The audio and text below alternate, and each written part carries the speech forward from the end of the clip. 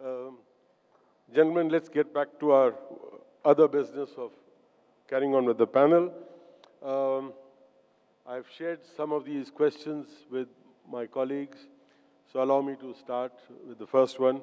I will start from Zubin from the far left.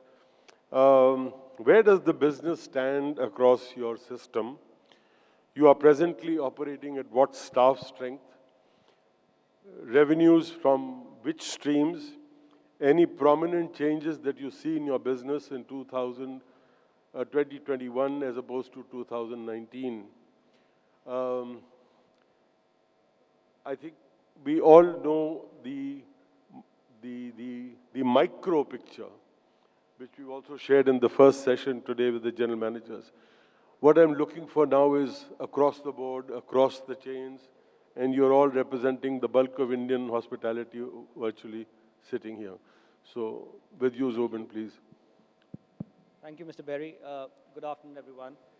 We're having a chat actually with some of our general managers who are here. They said, make a bold statement tonight. I think we are in for a V-shaped recovery. That's where business stands, to answer the question you asked. February, the portfolio finished at about 65, 66% occupancy. To give you a reference point, 2019, the same portfolio, same business was at 71%. So my point being that if you were to break it down into demand, and demand being quantified by occupancy, occupancy has gained traction. The market segments have changed. Average rates have taken a beating. Average rates will come back in the next 3 to 4 months, 6 months maybe. India this year is going to be a domestically driven market. So that is where business is. I think foreign inbound is going to be a little slower in its comeback. Domestic outbound also, I think, is going to be a little bit slower, except for the air bubbles that we have, travel bubbles we have with some of the other markets. I think that's going to be broadly the outlay of the year ahead. The industry, I believe, has gone through a fair amount of correction in efficiencies overall. Some were obvious calls to make, some were a little difficult to make. A lot of colleagues have unfortunately had to go through some tough times. In the long run, I think there's been a correction in the overall efficiency level of the business, and I think that perhaps is what our biggest learning is also. If you were to ask me, what do you learn out of this? I think it's important to keep what happened in the last 12 months in mind and maintain that discipline for the future. And it's a fact. I say it quite often. I use this example. This is not the first or the last time something like this is happening. This has happened in the past in various shapes and forms. There was 9/11. There was, the SARS crisis. All of them much smaller in terms of impact. But my point is that if you were to draw out a timeline and a time cycle and go back maybe even 100 years, on an average you will see that every 7 to 10 years there is something or some event like this which will come in, be it a financial meltdown, be it a 9/11, be it whatever else. We just have to be extremely disciplined going forward in how we are operating and running the business. So I'm sorry, very long answer to the question you asked, but in summary, I think the worst is behind us. We always maintained an optimistic hat. And when it all started, we started at Radisson by saying that, this too shall pass. I think this has passed. Survival mode is more or less for the hotel industry. And I think our reality might still be very different from the travel consulting industry reality. Is what, which again, I do believe that's going to come back in the next few months as well. But I think now is the time to, get into revival mode. And then after 12 months, 15 months, it's going to be back to thriving again. But again, we have to be extremely careful and cautious about how we go ahead this year. So, thank you. Puneet, would you like to share where you are presently, how you're seeing the green shoots emerging? Sure. Thanks. Good afternoon, everybody, and thanks, Naveen, for having us here. I think, frankly, it's too early to predict a V-shaped recovery or not. We are still, there is definitely green shoots. I mean, if you look at 9 months ago, majority of our hotels were closed, or if there was any business, it was predominantly COVID-related or repatriation business. Today, we do have a lot of transient business. Occupancies across India, especially, is almost 50-55% for the last 2 months. Things are looking up. However, the rates across the board are about 50% behind 2019. I don't foresee that picking up any time sooner, and history has proven whenever there's crisis, and especially in India, it takes anywhere from 2 to 3 years for rate recovery to happen. So from a RevPAR point of view, we're still, as an industry, sitting at about 50% behind last year. And it's basically the same story in most parts of the world, except probably China, which is only about 8 to 10% behind 2019 numbers. I think it's too easy to claim victory. Look at what's happening in Italy. Look at what happened in UK last couple of weeks ago. Look at what happened in Mumbai yesterday. I mean, there's some seriousness in terms of the pandemic. It's not over yet, and there is still, I think, it's a long race ahead of us. It's not a sprint. It is a marathon. In terms of the business, I think what we have all learned to appreciate the power of the domestic market, because that's what we are surviving on today. 80% of our business is coming through transient retail business, either from brand websites or OTAs. Travel agents are slowly coming in as well. The groups are picking up. Corporate business is still very slow, but it's picking up. So there are definitely positive signs. A lot of SMEs who are booking, and they have realized it's probably easier not to contract with hotels because the rates are so attractive. So they are booking on online channels as well. And I think that trend probably will continue. The big MNCs, the big IT companies, they're still yet to open. So if you look at markets like Bangalore, Hyderabad, they're still struggling. The numbers are fairly low. However, markets like Goa or certain destinations in Jaipur, they're already thriving, and the numbers are actually even better than 2019 or Jan-Feb 2020. So it's kind of a mixed bag. But I would be I would say, I want to be optimistic, but I would be very, very cautious because things can change overnight. The key, what we are telling our teams on the ground is, have your ears to the ground. You need to be very, very agile. And we are actually not even looking at full year forecasts anymore. We are looking week to week. It's all about market share, and at the most, a 3-month horizon, and then we reevaluate. Because it's really hard to predict when the international borders will open, when the local restrictions will happen. So I think we have to be agile. We have to keep our ears to the ground and, adapt to the new now we are in. Thank you, Puneet. Sanjay, can we get the Hyatt story? Well, thank you, Naveen, and congratulations on doing this. This is, I think, the first one in attendance after the pandemic, so great effort. Thank you so much. And thank you to the audience who have come in numbers here. So really appreciate your presence here. Thank you very much. From a Hyatt perspective, I think I'm not going to talk about shapes and sizes here. It is a little risky to talk about shapes and sizes in the context we are in. And also, when we talk about comparisons, okay, 2019 this happened, 2020 this happened, 2018 this happened, I think we are spending too much of time in these comparisons.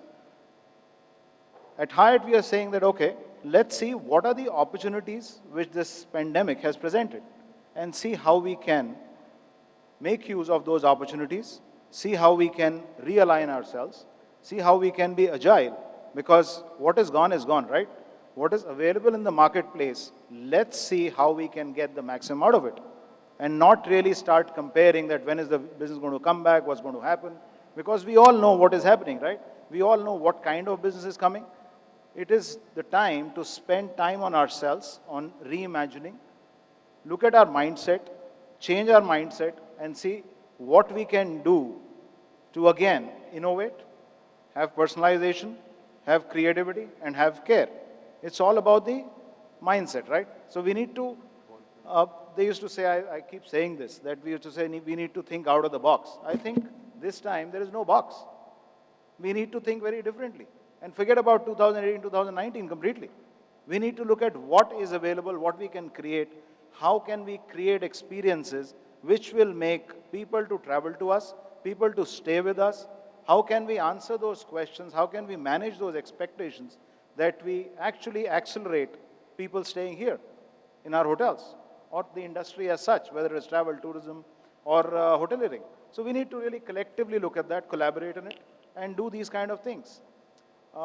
Numbers and all, really, I think the market has, India has actually been the torch bearer. If you look at worldwide, the kind of numbers we are seeing in India as a, I don't really call it a recovery, because recovery is something you talk about, you recover from something.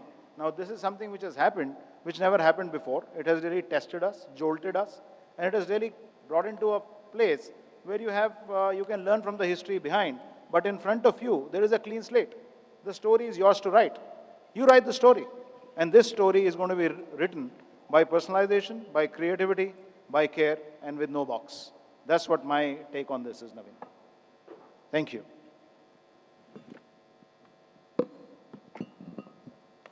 Jatin, can we get your perspective, particularly with respect to performances so far? How do you rate what's happening to 2019? And where do you see this business coming in from? I may like to add that in the morning there was one inference which I couldn't ask the general managers, that if the Indian leisure is increasing for leisure destinations, I'm particularly keen to know what is happening in the city hotels. Has business travel started reviving, or have you started tapping into the leisure? Sure, and I think you bring about a very, very good point. Good evening, everyone. Just sticking to the business part, as you wanted, Mr. Berry, you just have to look at your business in three different cities or segments. One is resorts, and I think that's doing absolutely well. Whether you're in Goa, you're in Mahabaleshwar, or you are probably in Mussoorie, you're doing very well. And then you have Tier 1, and then you have Tier 2, Tier 3 cities. I think Tier 2, Tier 3 cities are also doing pretty well, in my opinion. But where the pressure is coming today is Tier 1. Your Delhi, Mumbai, Bangalore, Hyderabad. These are the markets which are still struggling. And I think to Puneet's point, this is the first time you have really seen how elastic a rate can be. And in my humble opinion, what you see in Tier 1 with all the staycation, what is happening, that is really not your true demand. Tomorrow you take the rates up and that demand will start going away. So I think we're still a little away from where our Tier 1 market should be operating. We've seen a big hit on rates. Coming to your original question, what's happened with our associates or our employees? That's been some tough call, which I guess every brand had to take. But I kind of look at it in a little bit positive side without sounding insensitive. We had to do some course correction at some point where we were not able to probably compete and create our brand story properly, especially in the select services, where we were in a pretty kind of muddled situation and we were getting into each other's swim lane. I think now is the time that we should stay true to our brand story and do not forget as to what we really want to deliver out of this. But I think future is only bright. I personally, in an optimistic fashion, look at it that occupancies will come back. It's the rate which is going to really hurt us. What happened when Lehman Brothers fell or what happened when SARS happened, it took years and years for our industry to come back, and especially in India. So I think that is where the whole pain point will come, if you ask me, in coming years. I hope I've answered all your questions. Yeah. Thanks, Naveen. The Sarovar picture is perhaps a little different in terms of smaller hotels and lots of hotels in different parts of the country in smaller cities, both leisure and business. But just to put things in perspective, we've had 3 to 4 months of positive growth, small but positive, all along. And in the month of February, for the 100-odd hotels that we operate, our revenues year on year were just over 50% of what we did last year for the month of February. Our occupancies were in that 53, 54, 55% zone for all the hotels. So it's positive. March is similar, maybe a notch lower, but similar. And then this year, April, May, June, with a lot of weddings and things, should put us through. So you know, as a couple of my friends here said before me, I'm not really looking at pre-COVID as a benchmark. That's gone and over with. And I'm really not predicting what happens in the next 12 months. Honestly, we don't know. There are going to be some hiccups, for sure. At the moment, you're looking at Maharashtra. Kerala is still suffering and is down in the dumps. Bangalore is a disaster zone, and it has not changed dramatically over the last 3 or 4 or 5 months. So I think we have some tough spots, but India as a country on its own, if isolated from the rest of the world, barring a few minor ups and downs, we will probably go through with the vaccination program in place, probably.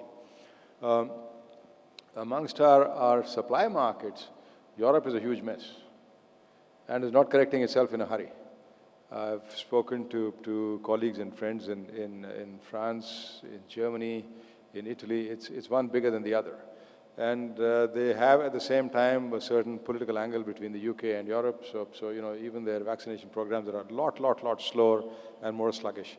So travel from those source markets is not happening in a big hurry, business or otherwise. Also, the fact remains that there is going to be some sort of a blow of COVID to travel. Are we going to get back to everyone traveling again and meeting each other and meetings happening in person? We don't know. We don't know what the next year or 2 or 3 brings. Obviously, all of us are happier and sitting face to face. I'd rather sit with Naveen Berry across the table than across the television screen. But people have learned that all that travel that we were doing wasn't really all necessary. I'm talking about business travel now. And a lot of these meetings could happen without physically getting on flights. So are we going to get it all back? We really don't know. So there's a lot of imponderables there. On the people and the staffing side, we went fairly surgically a year ago and cut down a whole lot of staff. Some of it has come back. We are also realizing now that as business comes back, whether your rates are half of what they used to be, you still need the same manpower. Somebody's got to clean those beds, somebody's got to serve the breakfast, somebody's got to make the meals, etc., etc., etc. So you can't, while you manage the best part of a year with really skeletal staffing, the moment business comes back to your hotels, staffing has to go up. And in some cases, I'm candid enough to say that in some cases, we lost track of maintenance, of upkeep, because we were looking so closely at the cost. We said, look, all that can wait. And now we're realizing that it wasn't perhaps the wisest decision overall. So I think tough times ahead. A few months, hopefully, not more than that. But we are in that zone where we've survived, and I think we need to slap ourselves on the back and cheer ourselves for surviving a year. We're sitting here and we're talking about the future. I think that's fantastic. And we will come through. A lot of businesses are now reaching break-even levels. If I eliminate the debt part of things from the hotel business, at 30-35% occupancies, we are breaking even operationally because we've been forced to look at costs that we never ever looked at. So tough times, but good times, positive times ahead. And we need to look at it on a day-to-day basis.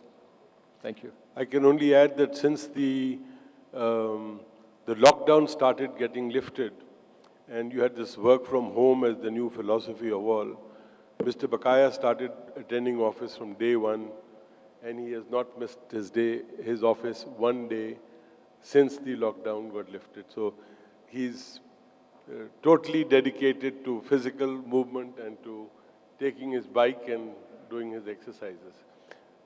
Good luck to you, Ajay, and we feel inspired with all this. JV, over your turn from Interglobe Hotels. Yeah, so, wearing an owner's hat, the experiences have been quite scary, huge debts and pile-ups, banks not responding, etc.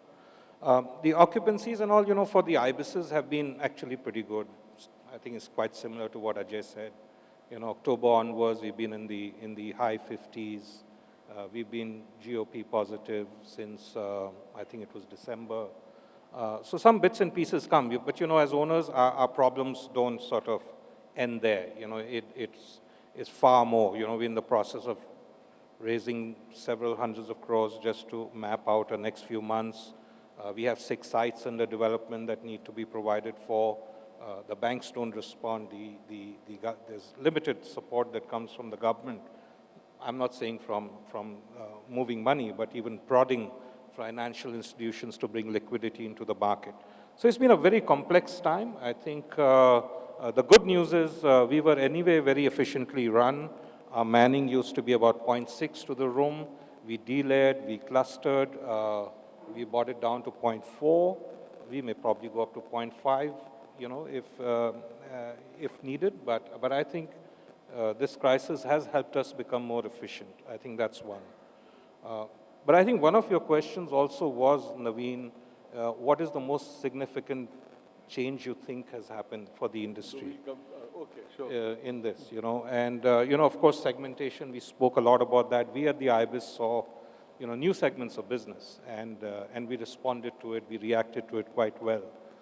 But I think one of the biggest changes that we are seeing, and I'm not so sure how closely we are mapping, and this sort of, you know, it concerns all of us in the room, all of you, is distribution. I think in the last 1 year, distribution has changed dramatically. Our channels of business and flows of business has changed dramatically. Almost 70 to 80% of our business is coming through public channels, and it's the same for the airline world. And it's a trend that's going to only become bigger.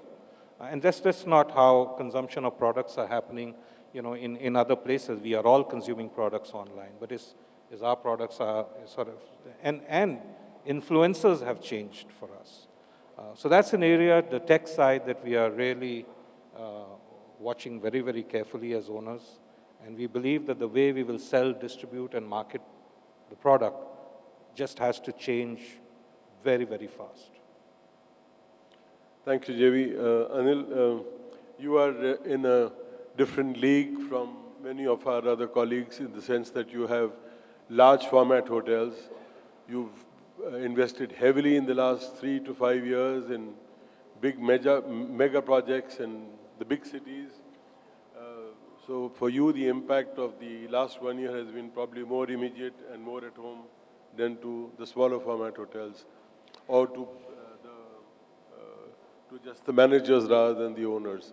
So what is your experience? Well, I think the story's been very similar to what everybody's really spoken about. If you ask me, is the problem over? Certainly not. Are we out of trouble? Certainly not. I think we're just happy that Q2 did better than Q1, and Q3 is done better than Q2, and Q4 is doing better than Q3. But to answer your question, I think the whole purpose of travel has changed. We're just creating this entire issue. It's not the occupancy. I think occupancy-wise, India's done better than what we expected, to be honest with you. You know, hotels have started doing, even the business hotels that you just asked. Leisure hotels definitely had a great run right from the time we opened, from June onwards. But I think the business hotels, we didn't know that they would scale up so fast. But the challenge is average room rate. Rates have crashed completely because the purpose of travel has changed. A corporate travel who would travel to your hotel in large hotels like Bombay, Chennai, Bangalore, Hyderabad, probably 2 to 3 visits a month, that's vanished completely. So the corporate is completely off at this point in time. MICE has gone for a long holiday. Weddings happen in small pockets. There's so many restrictions which have happened in so many parts of the city. Life is still very uncertain, if you ask me. You don't know what's going to happen tomorrow. So what I've been telling people is that make your structures which are very flexible in terms of your costs. What is not in your hand is the top line. You know, it will fluctuate. Restaurant business, we were always very hopeful that we will do well, and God willing, we've done extremely well on that front. Most of our restaurants are up to about 75-80% revenue of LLY level, or last year's level. Some have even beaten the last year's number. So that's a good side. But going forward, the story is going to remain the same. I mean, I don't see big changes happening in the corporate segment to begin with. I think the world has just got used to doing all the work sitting at a computer screen. This is really probably the second time we've all come out as hoteliers on the stage in the last 1 year, and that's going to be a big challenging situation. What is it that we can do? I think hotels in India did a great job to give confidence to people, to tell them about all our safety standards, protocols in all the chains. You saw a lot of work which was being done. But now that's given. That's a standard already. The people expect that as the minimum standard. But there is still a lot of unknown which will unfold in the months to come, which you need to be, really, really geared up. You can't plan too much in advance. You can't say that I'm going to be selling my rooms at so-and-so price in October onwards because everybody is saying that things are going to begin. But I think you really need to go and look at your books, how your books are filling up. If they are not filling up, then you need to show that flexibility once again and mop up what you have just to survive. For my second question, I'll start this way. One big learning from 2020 which you think you would like to or have already incorporated into your chain, something which you have learned, seen, and probably has a positive impact on the way forward. One big learning from 2020. I think if you ask me one word learning, it's the cost. Sorry? Cost. Cost, yeah, absolutely. The cost management has been the tremendous learning. When you are swinging high on 70s and high ARRs and running fancy hotels, you don't really go line by line down the line, But what you've learned is something that you need to maintain because when things come back, if you lose the entire efficiency of your entire cost structure, it's of no use. So for me personally, actually looking at each and every cost structure has been the biggest strength. Making flexible cost structures has been the second biggest learning. It's part of the cost. Looking at people, looking at their efficiency, right sizing. I think God's given you an opportunity to reboot, restart. And when you restart, you come out with absolutely new stuff. It also allowed you some new ways of looking at business. For example, we spoke about this a couple of months back. All of us shied away from takeaway. No five-star hotel really ventured out looking at takeaway as a segment. Today, the takeaway has become a big vertical for everybody. So there are, you never looked at laundry as a big source of income. You never looked at, so you have to keep on looking at alternate sources of revenue to going forward. That's how it is. JV, one big learning Yeah, agility. which you would like to share with all of us so that maybe we can also incorporate it. I know. I think the word for us is agility. I think Agility. Yeah, and I think you alluded to it very nicely. We need to figure out business models that are efficient, that are not resource hungry, that can move from fixed to variable costs if need be. Actually, there've been a lot of good news through the crisis. I think the industry, hospitality, because we are watching it so closely, responded to it very fast. They delayed, they restructured, they looked at, the food business. I know in our business, we actually ran think tanks starting in April, I think it was, or May, as early as April or May of last year, and we came up with about 40 ideas that are now being looked at, and some have already got implemented on how you could create ancillary revenues. That's an area the industry's never looked at. In the airline business, the ancillary revenue part of the airline businesses was in excess of $100 billion. And airlines like AirAsia and Ryanair just literally run on ancillary business. In hotels, we have such huge assets and spaces, and they've not been effectively used. So agility in communication, in the way businesses run, in keeping our models flexible, and testing new things have been. I think it's also shaken the business. So it's forced people to think, which I think, in hindsight, it's a good thing. It's terrible what's happened. But I do think that we must, if we don't come out of this looking different and running our businesses differently, then that would be a terrible, terrible loss of the opportunity that COVID has presented. Ajay, can we have your learning? Thanks, Naveen. Yeah, my single big learning came from my colleague Sanjay, who's sitting here.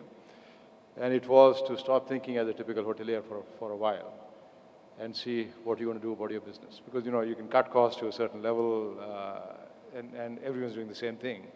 And if we persisted with the conventional business sources, there weren't any coming at all. So one of the trends you've seen over the last year or so is that all of us are spending a lot more time watching TV, and we moved on to Netflix and Amazon, et cetera, et cetera, et cetera. All those shows that you see with limited levels of censorship in some cases are being produced somewhere. So we went and did a fair amount of research on finding out who's producing where. And there's lots and lots and lots of smaller production houses across the country that are doing these shows that need hotel stays, sometimes for a month, sometimes for 2, sometimes for 3. And we were able to get a huge amount of business and a huge amount of mileage out of sources that we'd never really approached in the past before. So the learning was stop thinking as a hotelier, think a little differently, and see what you can do for your business. Thank you. Thank you. Jatin? Well, for me, when you look back last 1 year, what straight away comes to mind is speed to market, which is purely nothing but your decision making in different verticals. Whether you talk of technology, which will help you moving forward to drive efficiencies. You talk about food and beverage. While Anil was talking about, I think we as Marriott were the first ones to drive Marriott on wheels. And today I can safely, proudly say that probably we've made $3-4 million in that in the last 7 to 8 months, which is absolutely great for us. So I think speed to market is what will define companies, which will be the big differentiator. Because at the end of the day, when you look across this panel also, at the end of the day, hotels are hotels. You will find same loyalty programs, a little bit here and there different, but it's the speed to market which will really define us. Sanjay? So I think my colleagues here made some very, very valid points regarding the business and how what is the best learning there. I would actually take a step back and say, what leads to business? What is our learning there? I think we talk about, our learning. At Hyatt, we always talk about Hyatt family, right? Our learning was about the value of emotional connections. Because for us, business is not about business, it's about emotional connections. It's not a mere transaction. And if you look at it, all of us sitting here, we're really, really concerned what was happening from a emotional connection perspective. So if you take care of the emotions, in India more so, business is done automatically. So how do you take care of those emotions of all the stakeholders, whether it is your guests, whether it is your owners, whether it is your colleagues, or whether it is the community at large? Now that leads to well-being, right? So the learning was that the investment which is going to happen in well-being, because of these emotions, because of these connections, how do we take care of that well-being? How do we take care of feel? How do we take care of how we feel mentally? Our mental well-being, our emotional well-being. How do we fuel ourselves? How do we fuel our mind, body, and soul? And how do we function? How do we provide tools so that we function well? So I would actually take it a little differently and say that our learning was actually music to us, where we have been always talking about the Hyatt family, and it is about the emotional connections, and more so in India, where if you take care of the emotions, business is done. So I would say that that's something which we would love to work on even more. Thank you. Puneet, your recollections? Naveen, I think from our point, a core point, the key learning for us was control the controllables, right? And we are in the people's business. We call our employees artists. So it was very important at the time of crisis, and we are still in it, to really show solidarity with our artists. And it's easy to say that, so we actually put our money where our mouth is. So early 2020, we suspended our dividend. We are a publicly listed company in the CAC 40 in Paris. 70 million euros out of that dividend, which was supposed to be distributed, was earmarked to help employees, partners, vendors all around the world who were suffering already. And we anticipated this crisis will last for much longer. So that funds were earmarked to help all our employees, our vendors, our partners around the world. What it meant in India, and I shared a video for you, which we did for Core India and South Asia a few weeks ago. So we have positively impacted close to about 3,000 of our artists.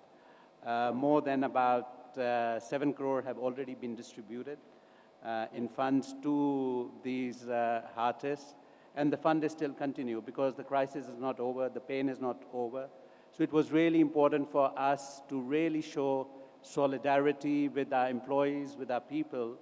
And I think that I'm really proud of being part of Accor, and that as a company, we decided to do this very early on when the crisis started in early 2020. Zubin, you to share your learning curve. Yeah, many learnings from last year, but I'll just say what is top of mind. Just take your mic up a little bit. Yeah, no, I'll just, I'm saying that I'll just say what's top of mind. There have been many learnings from last year, and learnings that will go a lifetime. The first big learning is, and I'm talking at a higher level now, not getting into the nuts and bolts and the semantics of business. First, you don't, in fact, let me put it another way. You control, you worry about the things you control. That is the variables that you have in your hand. And what you don't, have in your hand, which is the outside external variables, which, and if you look at if you were to chart last year, suddenly from the last week of February, the second week of March, from a 70%, you go down to the third week to a 0, percent occupancy, and then this stay there for 3 months, and then you start coming back. You cannot be strategizing about factors that are not in your hand. Fortunately for us, we did two things. One, we already had at that point in time a 3-year operational restructuring plan of the India business. And our plan was around creating and unlocking synergies in the India business. And what we did was successfully, I'm proud of all the teams who worked in that we used that opportunity to fast track that 12-month plan for last year into 12 weeks. And we can now evidently see the impact of what we did last year. The second big learning was, and again, I think it's a big one for us, is keep as much as you can your teams together. It's not a business doesn't run by itself, it's the teams that run the business. So from our perspective, extremely proud that, we handled that part fairly well. And our teams were together. I think it was a period for us where the entire company, across 100 units, both at the corporate as well as the unit level, we all just came together and we worked collectively as one big fine team, and we can already see the results coming out of that. So together we are stronger. That's the other lesson. And the last lesson is, I think fiscal and operational discipline always pays. So one has to, again, many ratios are corrected now. I'll not go into what the ratios are. But I think it'll be a big waste if those operational efficiency ratios were to go back to historical levels. So there's been some big learning. I think from an owner-investor point of view, there's some real ROI that's been created for the long term. And I think it's up to us to be able to maintain that. Because, the human tendency is to go back to what your natural state of doing things is in a few years. And I just hope we keep it clean and keep it straight line for the future. Thank you. Starting again from you, how's the supply side looking? A quick one, so that I can... For the industry, you mean, or for us? Supply side from you in terms of the impact of 2020. Is there a fallback in terms of rooms, or you slowed back your growth, holding it back? Okay, so 2020, we were still able to, despite a bad year, sign about 8 hotels. We opened 3 hotels last year. Many of our hotel openings got deferred to this year, so there's typically been a 6 to 12-month delay. The projects which were early on in the initial stages have probably got an owner scare, so some of them have actually been deferred for a longer term. But many of them were last mile projects, so they get pushed forward.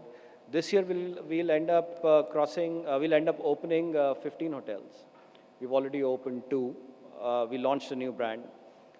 We will cross 100 hotels. We will open our first Radisson Red. We'll open some really beautiful looking hotels, some flagship Radisson Blues all over the country. So from our perspective, our pipeline and our supply side, we are strong about. The development team's been, I would say, and we've seen owner interest started coming back into the business, right? So I'm optimistic. I think we have 60 hotels in the pipeline. And there might have been delays, 6 to 12-month delays, but let's say I've hardly seen very few projects get completely washed out. That's not happening. There's a delay, and that's understood, so. Vineet, how's the supply side looking at the cost? Sure. I think the pipeline still stays robust, and to agree with Zubin, there hasn't been any projects that have been permanently shelved or been cancelled because of the pandemic. Yes, there are delays, and understandably so. So I think we are, from a core point of view, looking at introducing the legendary Raffles brand into India, hopefully in the next couple of months in Udaipur, an amazing property on Lake Udayasagar, 21 acres, 101 rooms. I think the LG gentleman earlier showed a mock-up room picture earlier. The property is just looking amazing. We'll be opening a Novotel in Chandigarh in the next couple of months. Our 20th IBIS will open in Vikhroli. Again, kind of a new generation, new design, new spirit IBIS. We're all looking forward to that. Plus, I think we see a huge opportunity for conversions. There are a lot of discussions across India. So there is some sort of demand that was kind of holding back in 2020. So a lot of investors, funds are back into the market. And I think this should pick up pace in the next 3 to 6 months. So generally, it's looking quite robust, yeah. Sanjay, a look at Hyatt. Any impact of Yeah, 2020? Naveen, as you know, Hyatt is very uniquely placed. We want to be the most preferred chain, not the largest chain. And that's why we have the agility and we have the nimbleness within us. We are very solid financially. And if you look at it, this year could be our best year in openings. We are scheduled to open 10 hotels this year, which has never ever happened before In 2021? in 2021. So hopefully all goes well and we are able to open those hotels. So well, very well placed because of our positioning where we are, where we stand. And the Marriott story in terms of the pipeline? Well, I think just to put it on a lighter note, I think only business development people have made their bonus last year. Nobody else. So it was a good year for us in terms of signings. So that is one good news when you look at future, that people are still signing. Owners want to build hotels. They have confidence in our industry. From an openings point of view, obviously projects are delayed like everybody else, and we're looking at almost 7 openings, but Goa is going to be one of our biggest markets. We're looking at opening another 2 resorts over there, one in Dehradun as well. So it's going to be a good year, decent year, not as good as 2019 when we opened almost 15 hotels, but the pipeline is looking strong. Yeah, thank you. Ajay, how's your growth going to look like at Sarovar? Some delays, but nothing out of the ordinary. We opened 6 hotels last year despite COVID. We should open at least 10 this year. We are now also managing the Golden Tulip portfolio in India, so that's an add-on. And signings are aggressive. Signings have done very well in the last 3 or 4 months. Any more overseas? 2 in Nepal we just signed. 2 in Nepal? Yeah. Thank you. JV? Okay, so I'll again have to give it a slightly different spin here. As owners and as investors. So from a supply side, Naveen, we will continue to finish all our committed projects. Puneet spoke about the Vikhroli one. We'll open that in June, 250 rooms. Hopefully we'll open our Hebbal in December, I think. And then, you know, we've got Goa coming up. We've got a Novotel coming up in Bangalore. We're starting a new project actually in Mumbai, another 207 roomer on CST. And so on. So we will continue to keep investing. We're already working on our 10-year plan. We are working with our investors to raise another 3,500 crores. So all that is going on. But there are bigger issues on the supply side, and I don't think the industry sort of addresses that. And I think that's a big issue for us as owners. You know, the industry looks very nice and healthy at a GOP perspective, but at the ROI perspective, it's terrible. You know, and quite often, and you probably go through that as well because you're big investors, that you keep asking yourselves, you know, are we in the right business? I mean, you know, we are in a sub-$100 market, right? And the government laws are such, policy is such, that it just makes the whole business, the investment in the business, at least 30% inefficient. Load that up with a lot of the brand stuff that kicks in. You know, you're getting involved in a business where you will get very, very poor ROI except for some markets. I think that as an industry we need to address. We actually used this time during COVID. In June, we presented a big white paper to the government. It was very well received. I think I sent you a copy as well. That sort of enlightened the government on how we could make the industry more efficient from an FSI perspective, urban planning perspective, fund perspective, et cetera, licensing perspective, and things like that. So while supply will keep coming in, and we will forget these, well, hopefully forget this time, but I think as owners, we have bigger issues to solve Fully appreciate. with the government. Fully appreciate. And you want to chip in something to what JB is saying? Well, I think the last year was very slow. We also just opened one hotel. We had planned for a big bang year, but unfortunately it didn't work out.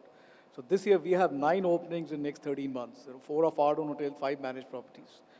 What has really happened in the last 2 months is a lot more calls now. You can see, you can certainly see a lot more demand for welcome hotels, where standalone owners want to, come and explore this brand because they find a merit in the entire distribution, what has happened in the last 1 year and how Indian hotel companies have survived with the entire loyalty base domestically. So you can see certainly things picking up momentum, and hopefully what we promise is what we deliver this year.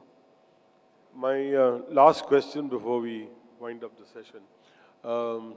In the morning, there was this general managers of all your properties sharing fairly positive notes on the business coming back. It was a very positive. Subsequently, we had a session where there were some tour operators talking inbound tourism. And they were struggling on their business side. They're not totally staring at uncertainty. I have a question which says that if the big talk about transferring the Indian outbound to domestic, that convert them, because there is no outbound happening, convert them into domestic. There is a big market there of people who want to travel. And if you start filling in your rooms with the domestic travel, is there a possibility in the near future or medium future that you'll end up saying goodbye to inbound? Or inbound will cease to matter as much as it did, say, 2 years ago, 3 years ago? It's a major industry issue, because what is the kind of ecosystem that we will have in the industry is what I'm actually putting up forward. What is the role of an inbound tour operator if the Indian hotels are more than happy feeding domestic? So, up to you to answer that, please. Yes. Somebody used the word agility. Sorry? Somebody used the word agility. JB.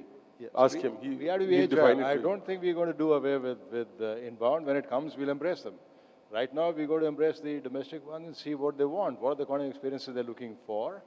They've helped us in our resorts in big way in the last few months. The domestic tourist, he's willing to spend the money, he's willing to do his functions, his weddings that he was taking outside of the country, in the country.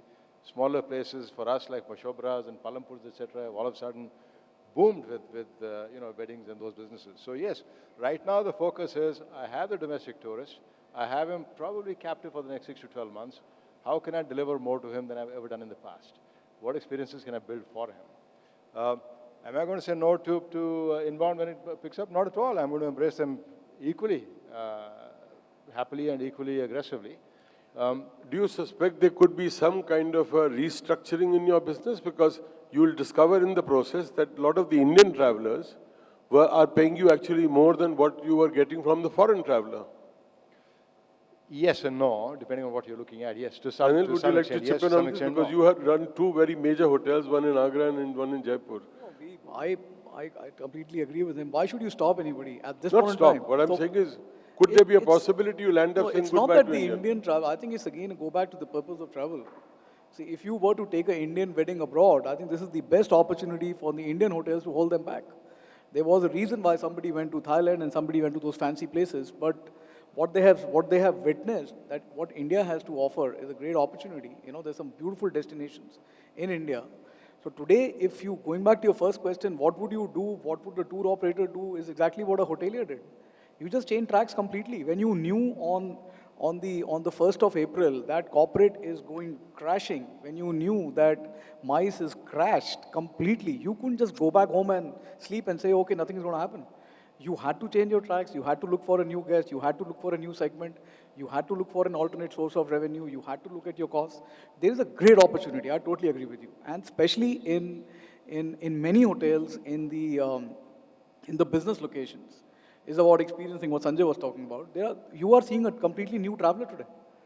You know, people who didn't travel to our hotel, for the first timers have become tremendous. It's now what you can do to retain them back. What is it that you can do to, get them back? Word of mouth is spread very well. So there is a great opportunity, some great experiences, some great partnerships, some great packages. All those opportunities are completely available. Yeah, please. Yeah, we do believe there will be a restructuring. It's a factor of per capita and contribution to GDP.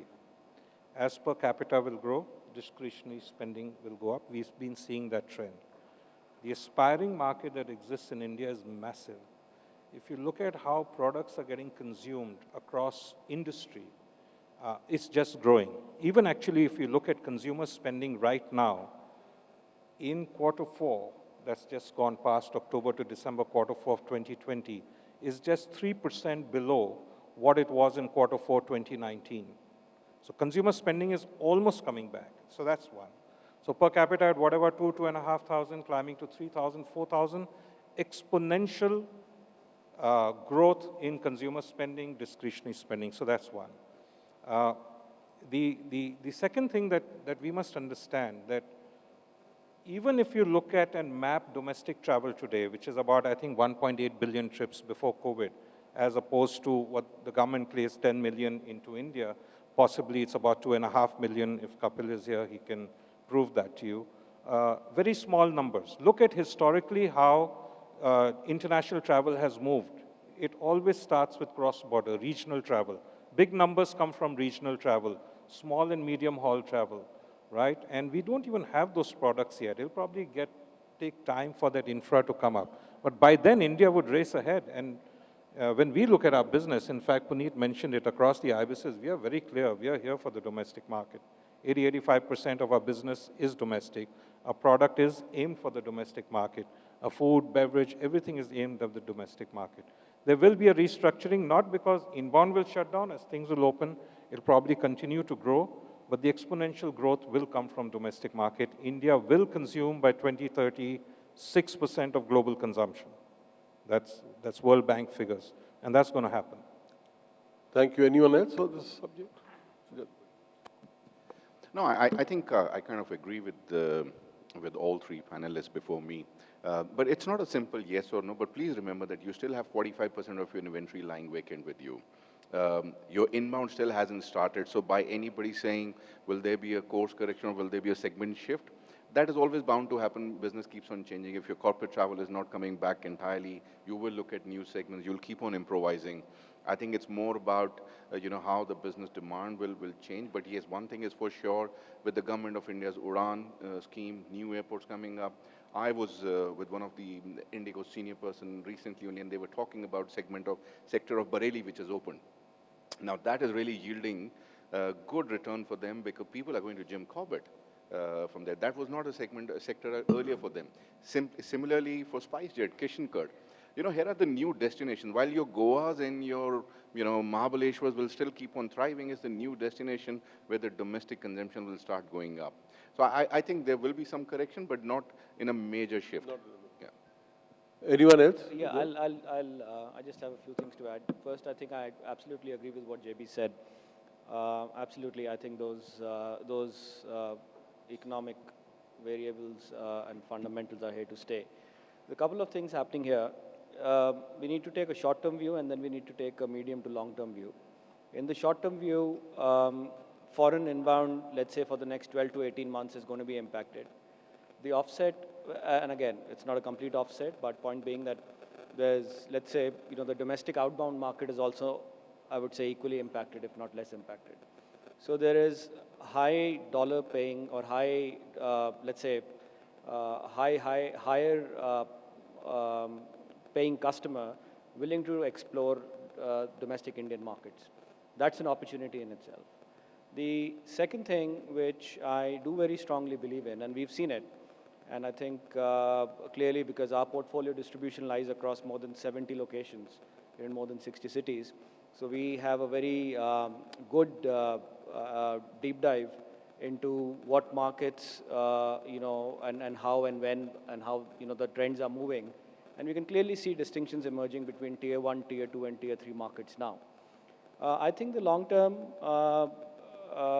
evolution of this is that India is going to open up in tier 3, tier 4, and tier 5 towns eventually. 4 and 5 may be a little bit later, but I think there's the outcome of all of this is that there's going to be many unexplored tourism-worthy destinations domestically that will open up out of this.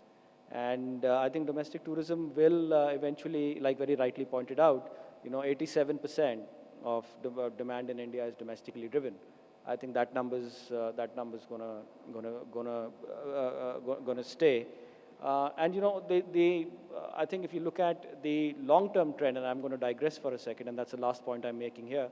If you were to go back into the occupancies of India as a destination, and if you were to go back and plot from 2000 and go all the way to 2020, you would probably notice that, of course, there's going to be peaks and valleys in that graph. But if you were to take a straight line average, that's been pretty consistent. Despite almost, I would say, 100% increase in supply, occupancies remain at a certain level.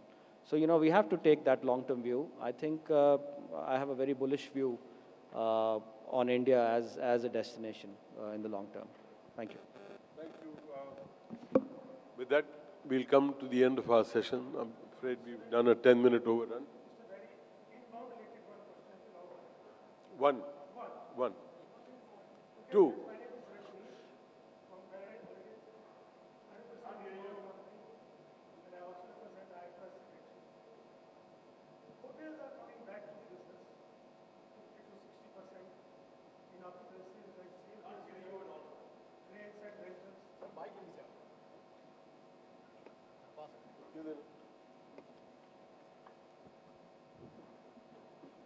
Hotels are coming back to business with 50 to 60% occupancies. Some resort hotels, Goa, hill stations, Jaipur, Udaipur are doing much bigger numbers. Same case with the revenue. But I want to convey one thing, that domestic tourism, which we said is the base of the pyramid of the Indian tourism, and we agree on that. Whether it's China, whether it's India, and Europe as a whole, this thing, same, I take them as domestic. But one observation as an inbound, that the Indian domestic market, which is now into the hotels, in the high quality hotels, 4-star, 5-star and luxury hotels, are the ones, most of them, who are actually outbound people. Those are the ones who have been going to Maldives with 67% Maldive Indian arrivals. The moment outbound from India opens, that's going to dry. That's one point. Second, we know and you know and everybody here knows for sure, the corporate traffic, which hotels bill them as big time, and we accept that, are not going to come so soon. I've spoken to quite a few corporate honkos over the last 1 year, and they are very, very happy. I'm just coming to that. No, they are very, very but happy can you please for come that. to the question? So, no, why I'm saying that now, that inbound, when it opens, it will come back to India, and we need to give it a priority. I would like ITO as inbound to have a meeting with the hoteliers at your level, how we take inbound forward. If not 2021, 2022, because that's a very, very important integral part. That's what I want to say, and like to offer that from ITO and together with the faith. Thank you. Thank you. Lajpat, you had a question?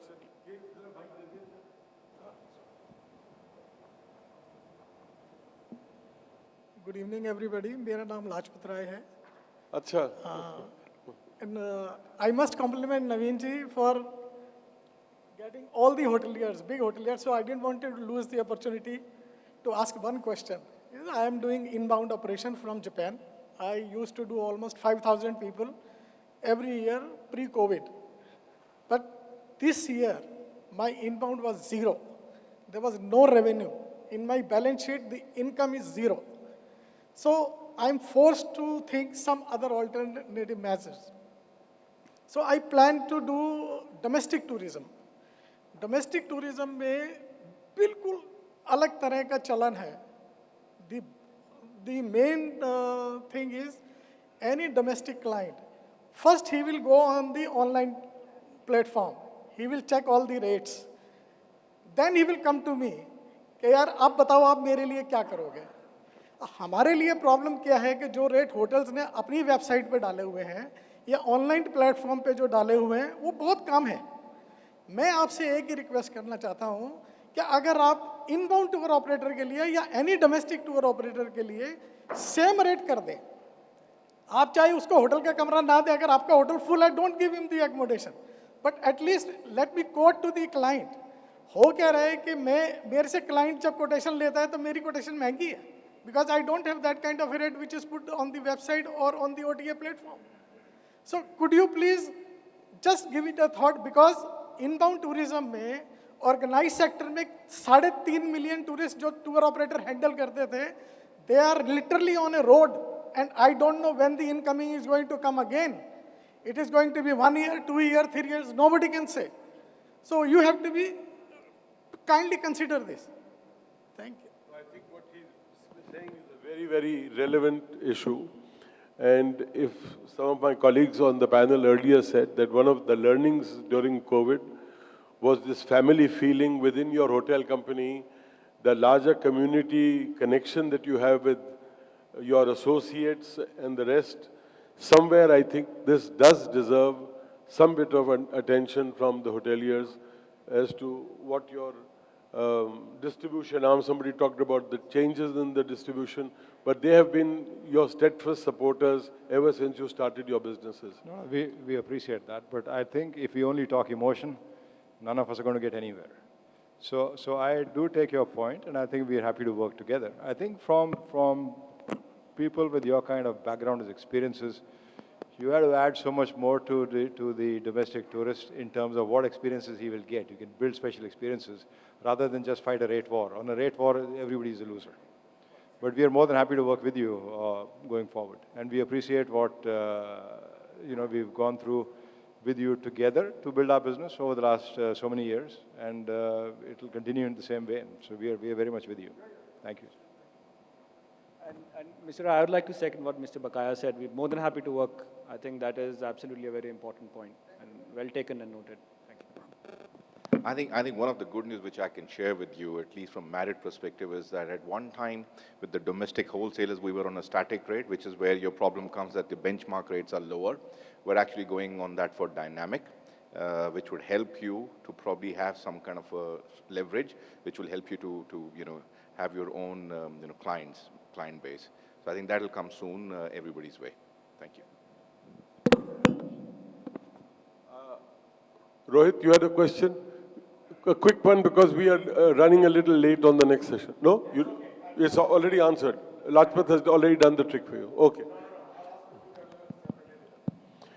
Thank you so much, gentlemen, for being such delightful panelists, thoughtful, provocative, forward-looking, introspective, everything all together at the same time. Thank you very much. Thank you.